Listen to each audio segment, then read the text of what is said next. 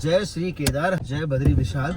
और आपके रोहित पहाड़ी पहुंच चुके हैं बद्रीनाथ धाम में। कोई भी लड़की के रिश्ते आ रहे हैं तो साफ साफ मना कर दो, बिल्कुल कह दो कि हमारा लड़का इस लायक नहीं है। पापा आजकल की लड़कियां ऐसी हो गई पापा, शादी से पहले कहती है कि है? पापा तुम पहले एक काम करो, मेरे अकाउंट में 10-20 लाख रुपए डालो, मैं शादी के लिए हाँ बोल दूँ। नहीं आप बताओ। ये है आपका जय पर्वत का विजय पर्वत, ये बद्रीनाथ के द्वारपाल हैं और इनके बीच से आता रास्ता देखो बद्रीनाथ का, दिख रहा है आपको? ये देखो दिन ये दोनों पर्वत आपस में मिल जाएंगे, उसके बाद ना बद्रीनाथ के कपाट यहाँ हमेशा हमेशा के लिए बंद हो जाएंगे। अब बहुत जल्दी जब मैं अपनी कार में रूफ टॉप टेंट लगा लूंगा ना भाई, हाय हाय हाय, चलो मैं चाहता हूँ कि ना मैं अपनी गाड़ी में ना रूफ टॉप टेंट लगाऊं। इसके ऊपर ना ऐसे करके यहाँ पर टेंट लगता है ना, इसके ऊपर ये मेरा छोटा सा चूल्हा, चलता फिरता किचन। इस बार मैं केदारनाथ भगवान के साथ साथ जितने और 4 केदार हैं सबके दर्शन आपको कराऊं।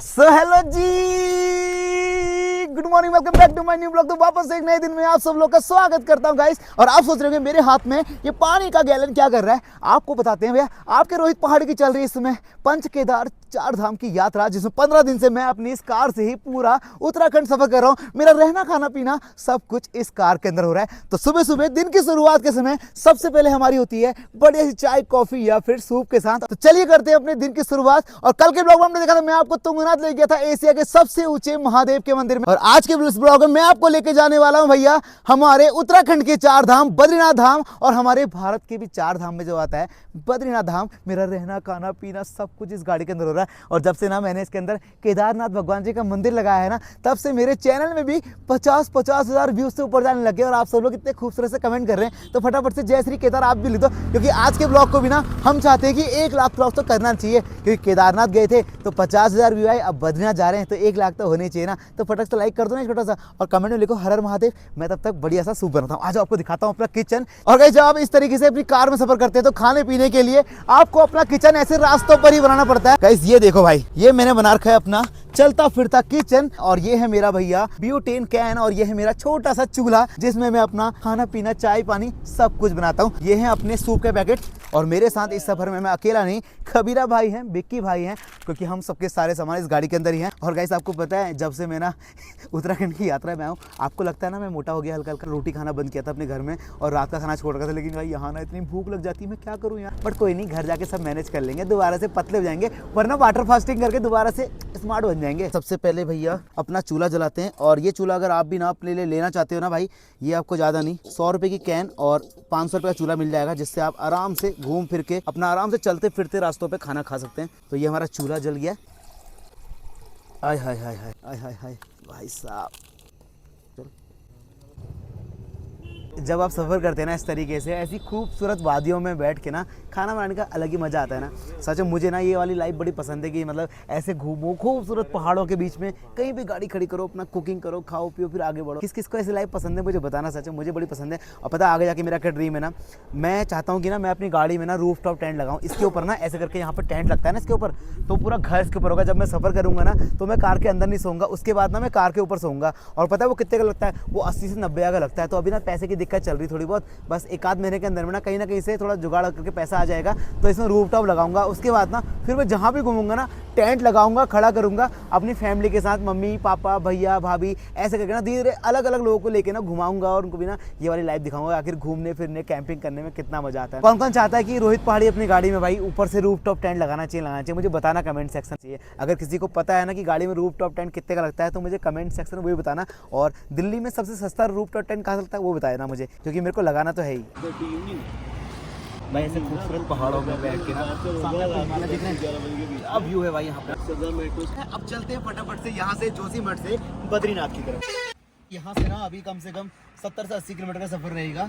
और बीच में ना बहुत सारे ऐसे प्रयाग आएंगे, उनके बारे में आपको आगे बताऊंगा। अब निकलते हैं आगे की तरफ। जय श्री केदार, हर हर महादेव, जय बद्री विशाल। और अब अगला जो शहर आएगा वो सबसे पहले आएगा आपका जोशीमठ का। और जोशीमठ में ना नरसिंह भगवान का एक मंदिर है। और जब भगवान बद्रीनाथ के ना कपाट 6 महीने बंद रहते हैं, जैसे केदारनाथ के बंद रहते हैं ना, वैसे ही 6 महीने बद्रीनाथ के कपाट बंद रहते हैं। तो नरसिंह मंदिर में उनकी 6 महीने गद्दी स्थल होता है। जोशीमठ का बाजार क्रॉस करेंगे, फिर रास्ते में आएगा आपका विष्णु प्रयाग, पूरी गंगा गंगा बनती है बहुत सारे प्रयागों से मिलकर बनती है, कर्ण प्रयाग, रुद्र प्रयाग, विष्णु प्रयाग, देव प्रयाग।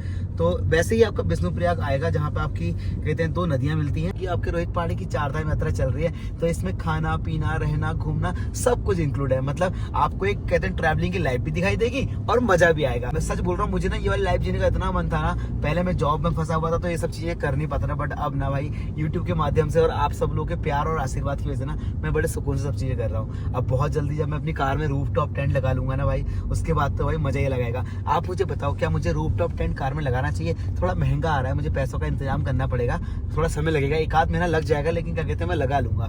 आप सब लोग का प्यार आशीर्वाद बना रहेगा। आप बस लाइक सब्सक्राइब कर दो। मैं बाकी यूट्यूबर की तरह उसमें QR कोड लगाऊंगा कि मेरे को भैया रूफटॉप टेंट लगाना है, पैसे चाहिए, समथिंग ऐसा कुछ नहीं। बस आप बस लाइक और कमेंट करते रहो, मेरा चैनल चलता रहेगा तो पैसे आते रहेंगे, मैं रूफटॉप टेंट भी लगा लूंगा। उसके बाद जो सफर रहेगा ना भाई, वो तो नेक्स्ट लेवल रहेगा। क्योंकि तो गाइस हम लोग ना जोशीमठ पहुंच चुके हैं। जोशीमठ का नाम जोशीमठ नहीं है, ठीक है, इसका नाम ज्योतिर्मठ है। देखो सामने ना बोर्ड लगा हुआ है, इसका नाम ज्योतिर्मठ है। यहाँ से माणा गाँव आपका 48 kilometre, Badrinath 45 kilometre, Govind Ghat 20 kilometre, मतलब इस। और यहाँ से औली का रास्ता ये गया। देखो भाई बहुत सारे लोग जो औली आते हैं, औली यहाँ से 14 किलोमीटर दूर है। और पता है मैं आज तक कभी औली नहीं गया यार, लेकिन इस बार मेरा सपना है कि विंटर के टाइम पे मैं औली जरूर आऊंगा। पहुंच चुके हैं जोशीमठ के बाजार में और यहाँ से हम जाएंगे बद्रीनाथ वाले रोड में भाई। और भैया जोशीमठ का बाजार ना बहुत मतलब क्राउडेड बाजार है और रोडें बड़ी संकरी हैं। अगर आप देखेंगे तो मतलब आसपास अगर 2-4 गाड़ियां फंस जाए ना भाई तो बड़ी दिक्कत हो जाती है। देखो वैसे मैंने आपसे कहा था ना कि जोशीमठ का बाजार मतलब हमेशा जाम में फंसता हूँ। सामने देखो भाई। और गाइस जोशीमठ के ना बाजारों में आपने सुना होगा ना कि यहाँ कितनी दरारें पड़ी थी। देखो भाई ये सारी बिल्डिंगों में दरारें पड़ चुकी है भाई। यहाँ पे आज से 2 साल पहले आपने सुना होगा ना कि जोशीमठ में दरारें आ गई हैं, जोशीमठ में दिक्कतें हो गई हैं। जो उसकी पीछे वजह क्या है पता नहीं, लेकिन पता है एक ऐसी कहानी भी है, उसके बारे में आपको मैं बताऊँ। आपने सुना होगा शायद बहुत सारे लोगों ने कि बद्रीनाथ में ना 2 पर्वत है, सामने दिख रहा है आपको, जय और विजय पर्वत। ये 2 पर्वत है। ऐसा बोलते हैं कि एक समय के बाद ना ये दोनों पर्वत में भूकंप आएगा और आपस में मिल जाएंगे। जिस दिन इनका मिलन होगा ना, उस दिन के बाद बद्रीनाथ के कपाट हमेशा के लिए, जिंदगी भर के लिए बंद हो जाएंगे। मतलब फिर आप बद्रीनाथ के दर्शन कभी बद्रीनाथ में नहीं कर सकते। उसके बाद जहाँ भविष्य बद्री है वहाँ बद्रीनाथ के दर्शन होंगे। क्या आपको पता था इस बारे में? नहीं पता था ना, बताया मैंने आपको। लाइक करो ना, छोटी छोटी चीजें खबरें आपको दे रहा हूँ ना मैं। सब पुराणों में लिखा हुआ है ना पहले से ही। देख रहे हो कितने पतले रास्ते हैं संकरे से, और लेकिन इतनी खूबसूरत है। और यहाँ ना आज भी जो मकान है ना वो 200 300 साल पुराने हैं। तो गाइस ये 4 धाम के रास्ते हैं, देख रहे हो आप। 4 धाम के रास्तों में 4 गाड़ी क्रॉस नहीं हो पा रही भाई।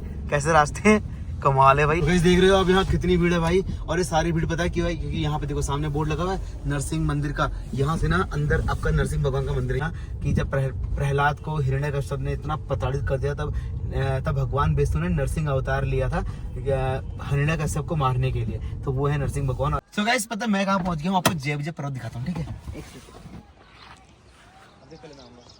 तो गाइस मैं ना उस लोकेशन पे पहुंच चुका हूँ जहाँ से ना जय और विजय पर्वत दिखाई देते हैं।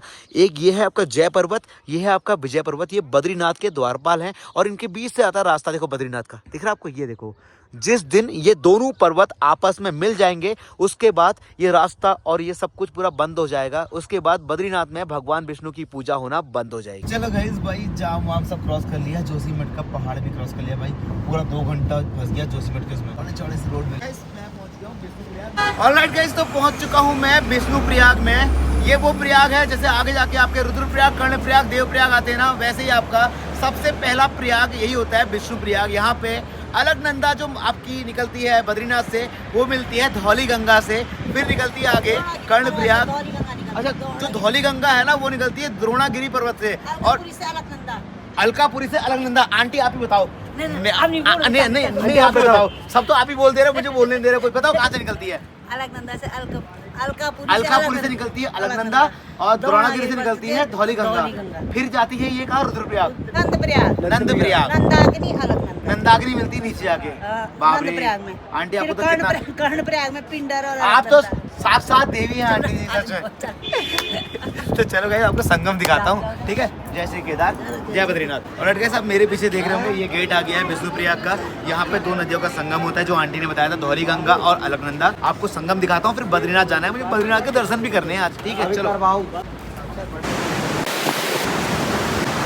तो गाइस पहुंच चुका हूँ मैं विष्णु प्रयाग के घाट पे और यहाँ से देखो एक नदी यहाँ से निकल रही है, ये धौली गंगा है। और इधर से जो बहुत सारा शोरगुल कर रही है ये आपकी अलकनंदा है। तो गाइस मैंने आपको विष्णु प्रयाग के दर्शन भी करा दिए। मैंने भी विष्णु प्रयाग के दर्शन कर दिए। सच में यार मैं कितना लकी हूँ ना आप पता है मेरा मन पता क्या है, पापा मम्मी को लेके आने का मन है। अब मेरा मन है कि पापा मम्मी को सबको ना ये 4 धाम के दर्शन कराऊं, मतलब गंगोत्री, यमुनोत्री, बद्रीनाथ, केदारनाथ, सारे दर्शन।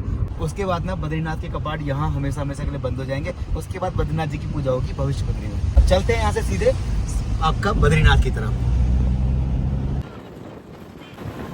तो गाइस बद्रीनाथ पहुंचे और यहाँ भाई मौसम बिल्कुल खराब हो चुका है। तो भाई लो हम अपनी इस 4 धाम की यात्रा में पहुंच गए हैं बद्री विशाल बद्री नारायण के धाम में। ऊपर ना भाई बर्फबारी चल रही है, पीछे आपका नीलकंठ पर्वत है और ऊपर पूरी इंद्र सभा है बोल ठीक पार में। और ये जो आपको बड़ी शिला दिखाई दे रही है इसे बोलते हैं कि भगवान नारद ना यहाँ पर पूरी समाधि में लीन है, तपस्या में भगवान बद्री नारायण की। फाइनली आपके रोहित पहाड़ी पहुंच चुके हैं अपनी इस 4 धाम यात्रा में बद्री विशाल मतलब बद्रीनाथ धाम में। और मेरे पीछे आप देख रहे हैं ये है आपका बद्रीनाथ धाम, जो भाई भारत के 4 धाम में भी आता है और उत्तराखंड के 4 धाम में गंगोत्री, यमुनोत्री, केदारनाथ, बद्रीनाथ में भी आता है। तो सभी लोग एक बार प्रेम से जयकारा लगाएंगे, बोलो जय बद्री विशाल। तो गाइस बद्री विशाल मंदिर में आप देख रहे हो कितनी भीड़ है भाई। अगर आपने मेरे 3-4 साल पुराने ब्लॉग देखे होंगे ना, मैं पहली बार बद्री विशाल मंदिर में बद्रीनाथ धाम में इतनी भयंकर भीड़ देखा। और बद्री विशाल मंदिर के ना ठीक सामने एक श्लोक लिखा हुआ है, बहुनी संति तीर्थानी दीवी भूमि रसातले बद्री सदृश तीर्थ न भूतो न भविष्यता। इसका मतलब है कि बद्रीनाथ जैसा कोई भी तीर्थ ना भूतकाल में कभी इस दुनिया में था, ना ही भविष्य में कभी होगा। पापा टाइम से क्या, अभी तो मुझे 5-7 दिन ही हो रहे। कितने दिन हो रहे हैं गए हुए यहाँ से? 1 महीने से ऊपर हो गया। और क्या फिर? तो तुमको मेरी याद आती है क्या? नहीं पापा तुम फोन कर रहे हो, मैं भी तो करता हूँ तुमको फोन यार रोज। अरे पापा यहाँ ना मेरे पैसे वैसे खत्म हो गए पापा, पूरे घूमते घूमते सारे पैसे खत्म हो गए। कुछ पैसे भिजा दो यार, 10-20-50 हजार भिजवा दो।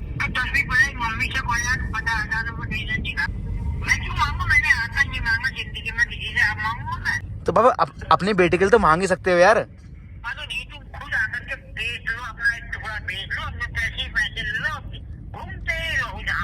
मैं तो चाहता था कि तुम भी मेरे साथ केदारनाथ घूमो, बद्रीनाथ घूमो, तुम तो आते नहीं हो कभी। तो कल भाभी का फोन आया था कि कोई लड़की वड़की देखे, क्या चक्कर है, क्या सुनने में आ रहा है मेरे? सारी कौन देख ली पापा मेरी मर्जी के बिना?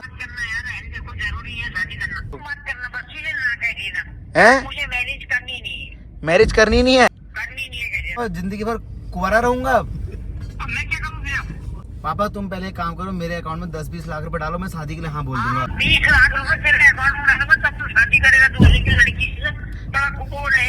तो मेरे पास 10 रुपए नहीं है। पापा दूसरे की लड़कियों को शादी करके घर लाएंगे, उसे खिलाने पिलाने घुमाने के लिए, ऐसो आराम के लिए लंबी लंबी गाड़ी में घुमाएंगे। उसको घर ला करके दुनिया में घुमाना है, बद्रीनाथ केदारनाथ या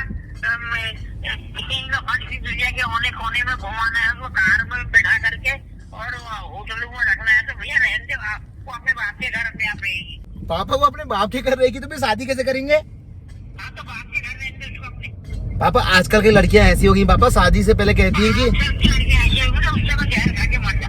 है जहर खा के मर जा? हमें ऐसी लड़की नहीं। पापा मतलब तुम नहीं चाहते कि तुम्हारी बेटी की शादी हो? मैं नहीं चाहता वाली बात नहीं है, तो ऐसी के लिए नहीं है मेरे पास। कोई भी लड़की के रिश्ते आ रहे हैं तो साफ साफ मना कर दो, बिल्कुल कह दो कि हमारा लड़का इस लायक नहीं है। रिश्ते और आए थे, वो बोल रहे थे कि लड़के के पापा तो बड़ी गाली देते हैं, बल लड़के के पापा तो बड़ी गाली गलौज करते हैं, बड़े दबंग टाइप के हैं, इस परिवार में शादी नहीं करेंगे। वो कह रहे हैं कि या तो लड़के के पापा से कहो थोड़ा अपना घमंड कम करो बल।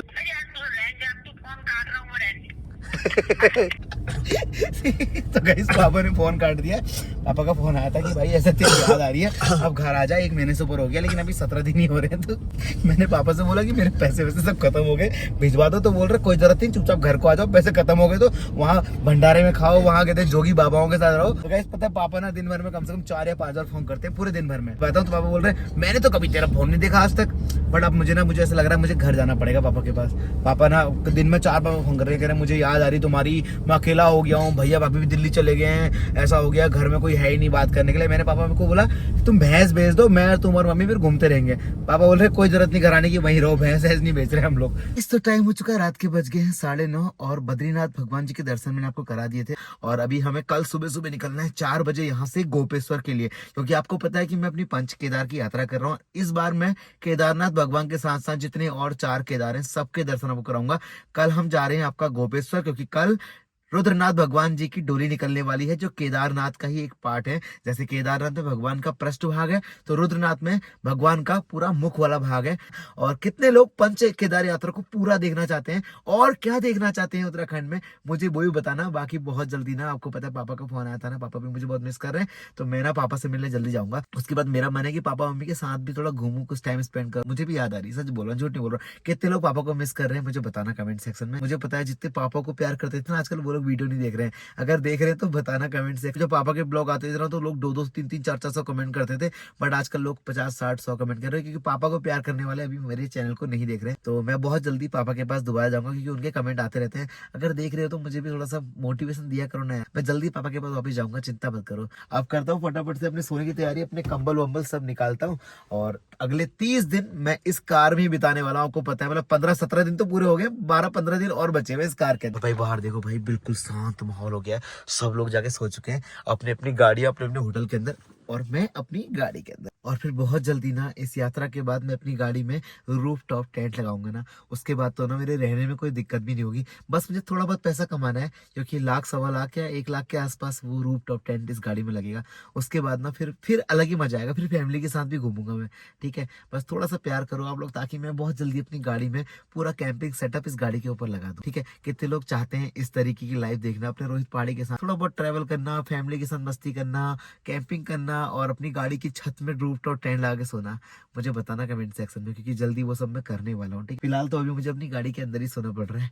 ठीक है, अभी मेरी गाड़ी में रूफ टॉप टेंट नहीं ना, लेकिन बहुत जल्दी जब मेरे चैनल पर अच्छे अच्छे व्यूज आने शुरू होंगे, आप सब लोग लाइक करेंगे, आप सब लोग कमेंट करेंगे, आप सब लोग मेरी वीडियो को शेयर करेंगे या कुछ भी करेंगे ना, तो मेरा चैनल बढ़ेगा और मैं फटाफट वो जो 1,00,000, 1,50,000, 2,00,000 का जितना भी खर्चा होगा ना सारा, वो सब कुछ करूंगा। ठीक है, फिर उसमें खूब सारा मजा करेंगे, आपको दिखाऊंगा, क्योंकि आपके प्यार और मेहनत की वजह से वो सब आएगा। ठीक है, तो चलो अभी एक काम करते हैं, फटाफट से अपना कंबल अम्बल अपने बिछाते हैं। वही रोज का प्रोसेस आपको पता ही है, सीटों को बिछाएंगे, बिस्तर लगाएंगे, फिर हम सो जाएंगे, और फिर कल सुबह हम गुड मॉर्निंग करेंगे बढ़िया सी सुबह के साथ, और जाएंगे गोपेश्वर गोपीनाथ मंदिर में रुद्रनाथ भगवान के दर्शन करने के लिए।